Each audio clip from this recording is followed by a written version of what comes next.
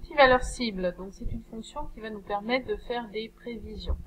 Donc par exemple, on part d'un tableau statistique qui a été donc déjà réalisé, qui prend en compte là, par exemple sur cet exemple, le taux de réalisation, le taux de transformation des devis.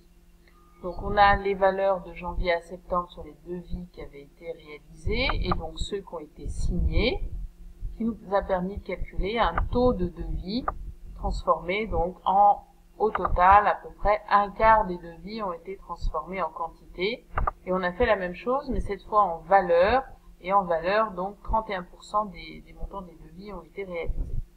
Donc ça c'est l'existant, on va pouvoir donc sur une nouvelle feuille en faisant une copie travailler sur la simulation.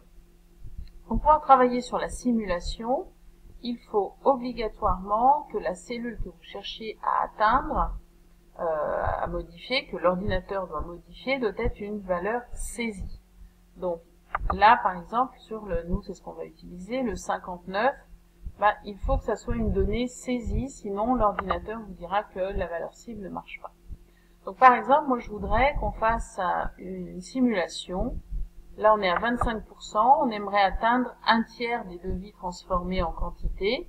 Quel devrait être le nombre de devis signés?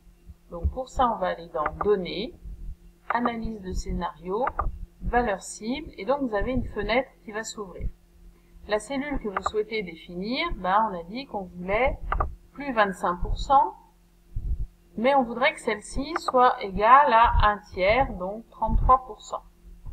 Et pour ça, on voudrait connaître le nombre de devis à signer pour atteindre ces 33%. Donc la cellule à modifier, c'est donc le nombre de devis signés.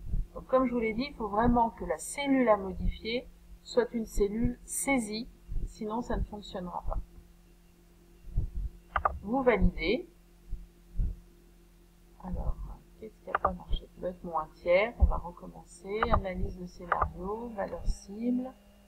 Donc la cellule à définir, c'est celle-ci. La valeur à atteindre, on va mettre 33. Cellule à modifier, le 59. Voilà. Donc il n'avait pas voulu d'un tiers, il n'avait pas transformé en pourcentage. Donc voilà, il faudrait donc transformer 78 devis pour atteindre, même si on est à 77, on sera inférieur.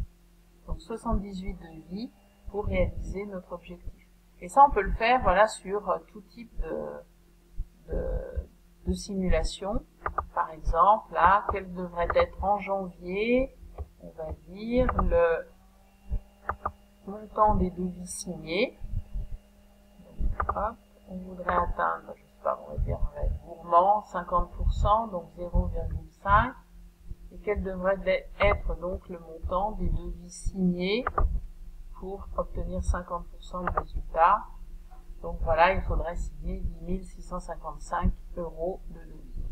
Voilà, donc c'est un outil vraiment intéressant en contrôle de gestion pour pouvoir faire des prévisions, des simulations par rapport à des objectifs futurs. Voilà, vous jouez. Au revoir.